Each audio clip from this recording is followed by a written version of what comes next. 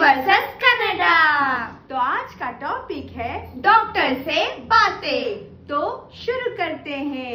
मुझे बुखार है, ನನಗೆ ಜ್ವರ ಇದೆ, सर्दी और खांसी, ಶೀತ ಮತ್ತೆ ಕೆಮ್ಮು। मुझे 2 दिनों से सर्दी खांसी हो रही है। ನನಗೆ 2 ದಿನದಿಂದ ಶೀತ ಮತ್ತೆ ಕೆಮ್ಮು ಇದೆ।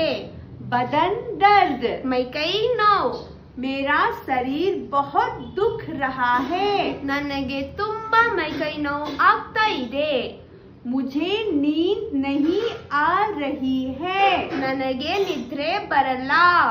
मेरा बहुत सर दुख रहा है। ನನಗೆ ತುಂಬಾ ತಲೆನೋವು ಆಗ್ತಾ ಇದೆ। धन्यवाद। ಧನ್ಯವಾದ। ಜಾಸ್ತಿ ವಿಡಿಯೋ ನೋಡಕ್ಕೆ ಫಾಲೋ ಮಾಡಿ। Follow for more videos.